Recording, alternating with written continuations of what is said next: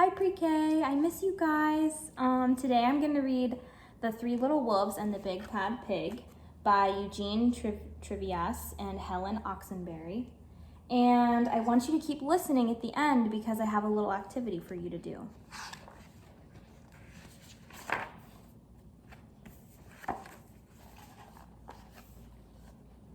Once upon a time, there were three cuddly little wolves with soft fur and fluffy tails who lived with their mother.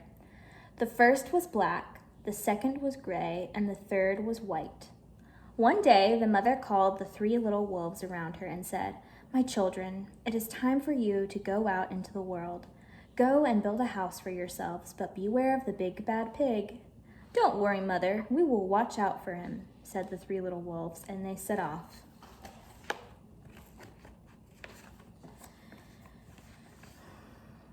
Soon they met a kangaroo who was pushing a wheelbarrow full of red and yellow bricks.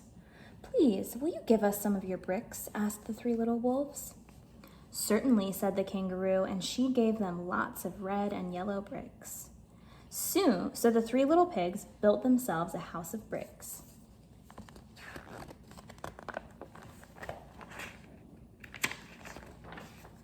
The very next day, the big bad pig came prowling down the road and saw the house of bricks that the little wolves had built. The three little wolves were playing croquet in the garden. When they saw the big bad pig coming, they ran inside the house and locked the door.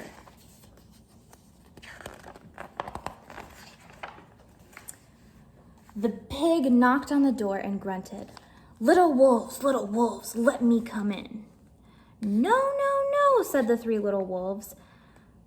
"By the hair on our chinny chin chins, we will not let you in, not for all the tea leaves in our china teapot."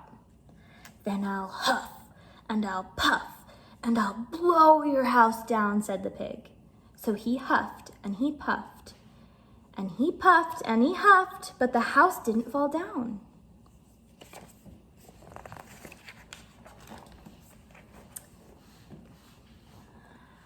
But the pig wasn't called big and bad for nothing.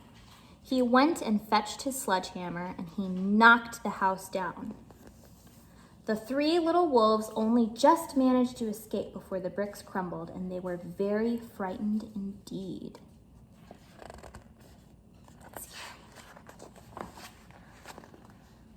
We shall have to build a stronger house," they said. Just then they saw a beaver who was mixing concrete in a concrete mixer. "Please, will you give us some of your concrete?" asked the three little wolves. "Certainly," said the beaver, and he gave them buckets and buckets full of messy, slurry concrete. So the three little wolves built themselves a house of concrete.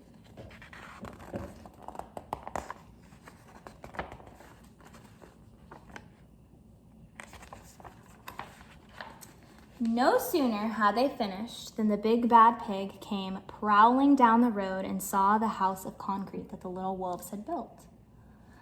They were playing battledore and shuttlecock in the garden, and when they saw the big bad pig coming, they ran inside their house and shut the door.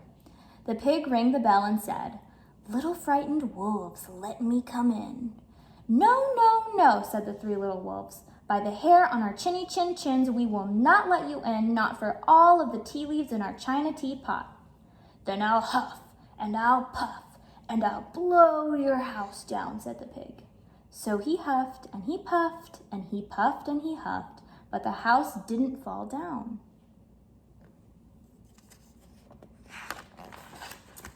But the pig wasn't called big and bad for nothing. He went and fetched his pneumatic drill and smashed the house down. The three little wolves managed to escape, but their chinny chin chins were trembling and trembling and trembling. "We shall build an even stronger house," they said, because they were very determined. Just then they saw a truck coming along the road carrying barbed wire, iron bars, armor plates, and heavy metal padlocks. "Please, will you give us some of your barbed wire, a few iron bars and armor plates, and some heavy metal padlocks?" they said to the rhinoceros who was driving the truck. "Sure," said the rhinoceros, and he gave them plenty of barbed wire, iron bars, armor plates, and heavy metal padlocks. He also gave them some plexiglass and some reinforced steel chains because he was very generous and kind-hearted. So the three little wolves built themselves an extremely strong house. It was the strongest, securest house one could possibly imagine. They felt absolutely safe. That's a pretty intense house. The next day, the big bad pig came prowling along the road as usual. The three little wolves were playing hopscotch in the garden. When they saw the big bad pig coming, they ran inside their house, bolted the door, and locked all the 37 padlocks. The pig dialed the video entrance phone and said, "Little frightened wolves with the trembling chins, let me come in." "No, no, no," said the little wolves. "By the hair on our chinny chin chins, we will not let you in, not for all of the tea leaves in our china teapot. Then I'll huff, and I'll puff, and I'll blow your house down," said the pig. So he huffed, and he puffed, and he puffed, and he huffed, but the house didn't fall down. But the pig wasn't called big and bad for nothing. He brought some dynamite, laid it against the house, lit the fuse, and what do you think's going on? The house blew up.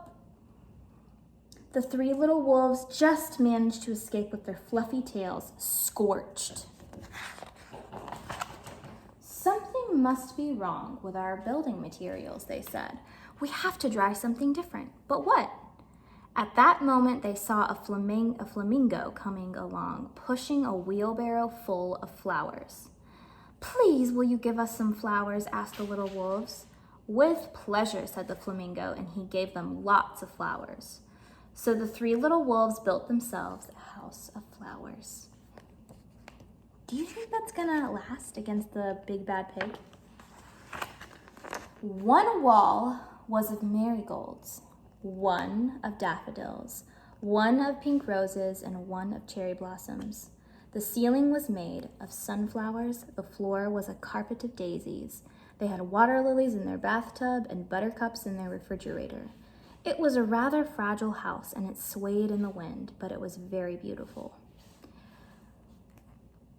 The next day, the big bad pig, came prowling down the road and saw the house of flowers that the three little wolves had built.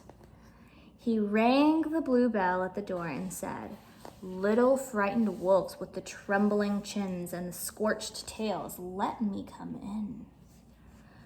"No, no, no," said the three little wolves. "By the hair on our chinny chin chins, we will not let you in, not for all the tea leaves in our china teapot. Then I'll huff and I'll puff and I'll blow your house down," said the pig.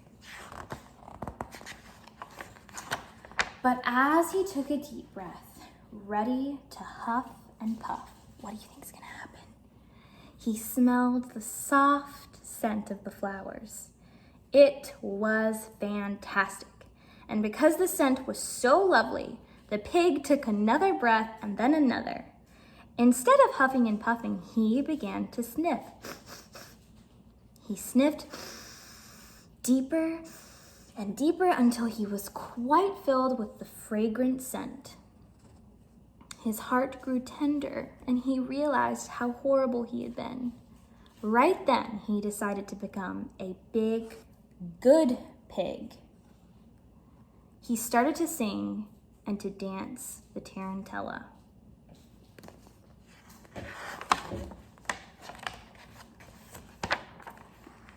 At first, the three little wolves were a bit worried.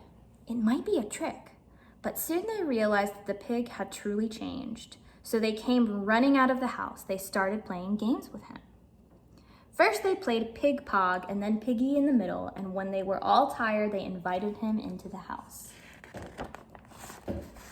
They offered him tea and strawberries and wolfberries and asked him to stay with them as long as he wanted. The pig accepted, and they all lived happily ever after.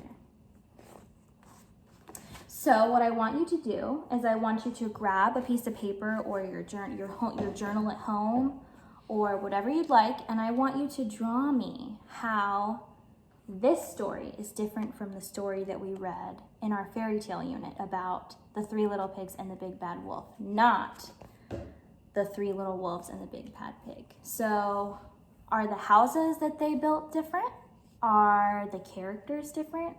In this story, were the 3 little wolves good or bad? And in our other story, was the wolf good or bad? So I want you to think about how those two